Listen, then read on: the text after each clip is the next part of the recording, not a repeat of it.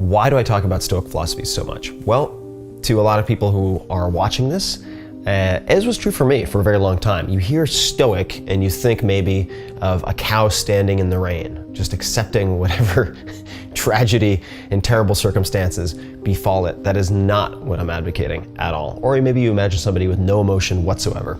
Also not what I'm advocating. So the way we use Stoic in modern English is somewhat different from the way that it was used when it came from Stoa. And specifically, I think that Stoicism is a fantastic operating system for thriving in high-stress environments.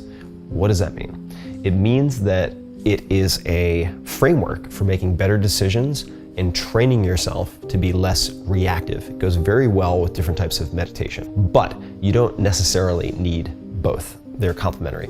And I should say that probably around 2004, I picked up a book that was the collected letters of Seneca the Younger, who's one of the real figureheads, I would say, in the last few years at least, who has become very popular as a Stoic thinker and writer. Has been popular for some 1,000+ years, but there's been a huge resurgence. Others would include Marcus Aurelius, who used to be the emperor of Rome, the most powerful man in the world at the time. And then there are others, Cato and so on, Epictetus, who was formerly a slave. So you have a very wide spectrum of well-known Stoic thinkers, and you should find the one that speaks to you best. But I picked up this book of Seneca's writings, didn't really expect much of it.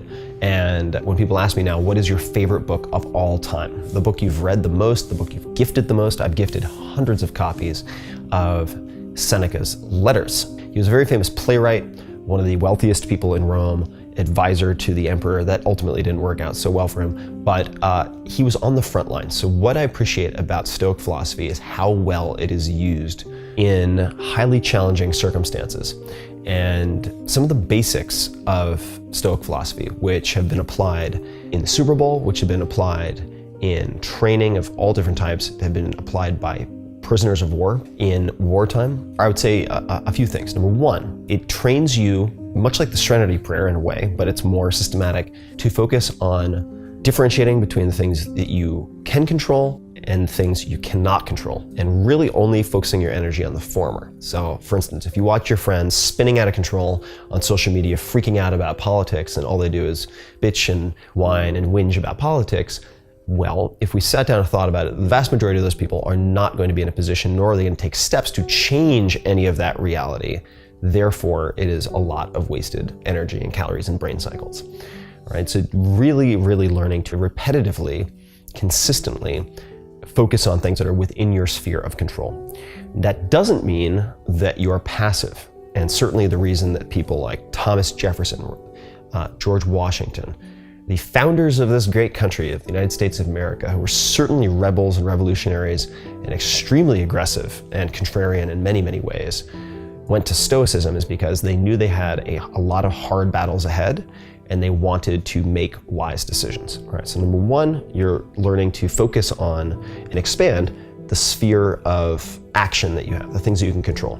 Next, you're going to systematically train yourself to be less prone to overreacting to, say, criticism. So Cato, who is considered by some to be the perfect Stoic, would sometimes wear a tunic of an unpopular color so that he would be ridiculed in the Senate and by other people.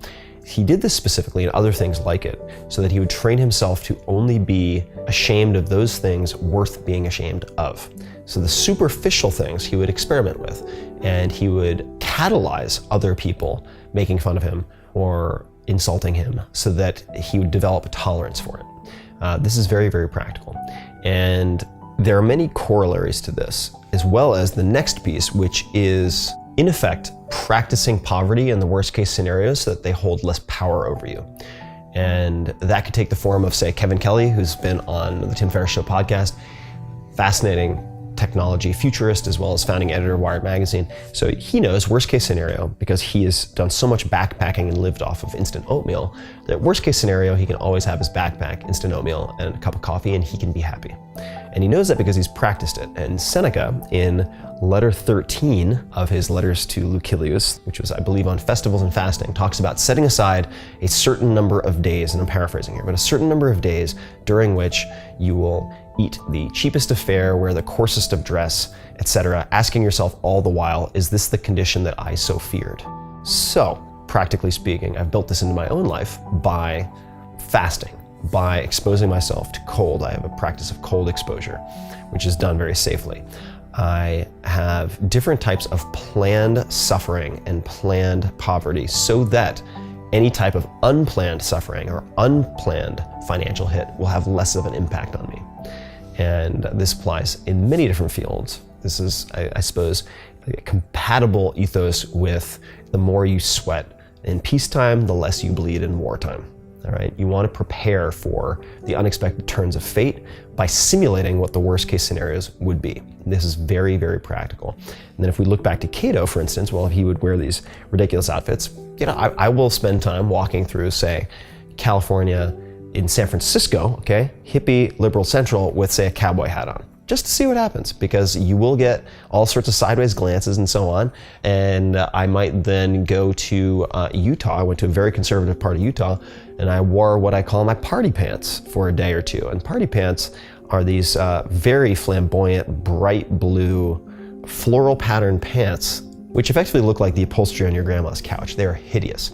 And did that very deliberately to force me to interact with people in a way that would condition me to be able to take bolder steps or have more uncomfortable conversations in the future, because all serious problems, all important matters require uncomfortable conversations. I think you can measure your success in many ways by the number of uncomfortable conversations you're willing to have, and Stoicism helps with that.